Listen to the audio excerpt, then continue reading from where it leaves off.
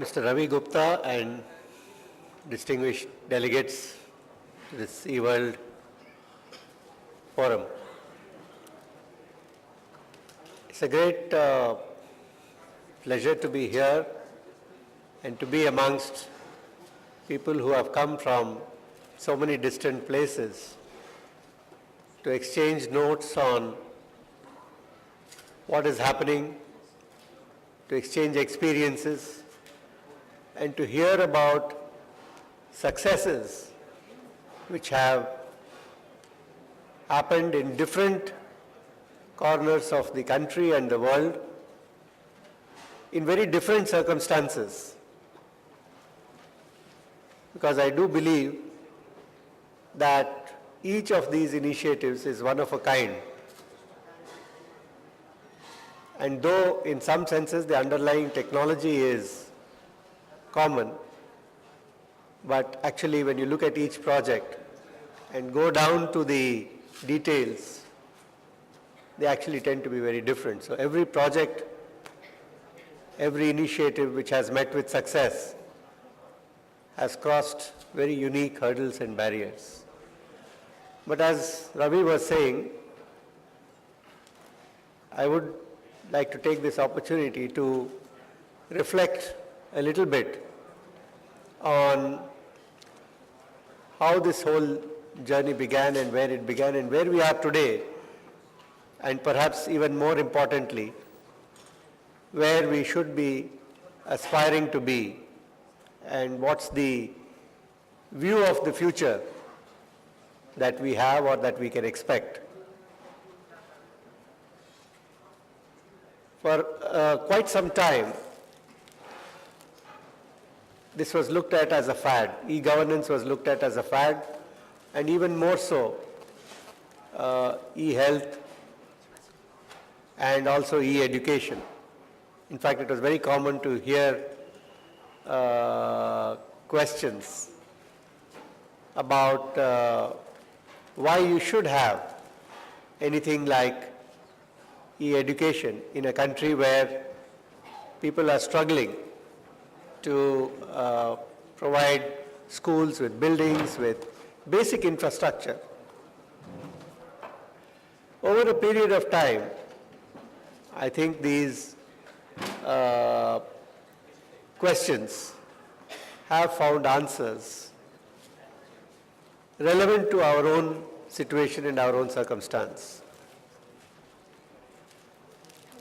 One of the challenges in a country as large as India has been how do you reach various kinds of services, whether it's a regulatory service or an information service or a developmental service. How do you reach it to 1 billion people? How do you reach it to far corners of the country? How do you reach it with transparency, with convenience, with ease of accessibility? These have been questions which have plagued most of the governments, and in which a lot of the approaches which have been tried in the past have met with very, very limited success. But what e-governance has shown is that when technology is applied in an imaginative way and in a focused way, looking at services and looking at the outcomes, and when it is driven from inside the government, when it is driven by people who are responsible for those domains, whatever be those domains, whether it's a regulatory domain like a transport department or a land records department, which are responsible for providing licenses, certificates, regulations, or departments which are actually providing actual services like medical services. Unless it is driven from inside, unless it is driven with a clarity of what the outcome is, the results have been have been very elusive. But when it is looked at from the point of view, what is the service finally that we want to provide? And even more so when measurable targets have been fixed, then the results have been quite remarkable in many cases.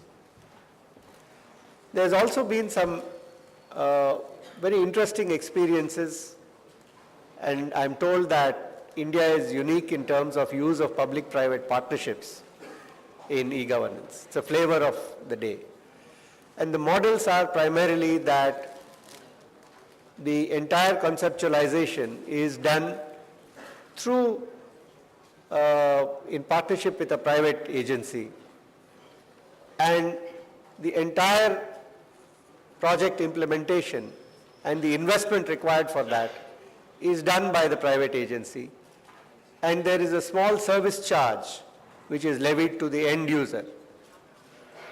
And because of the significant population and the large number of people who are provided services and their willingness to pay this small token amount, the projects by themselves represent a viable investment.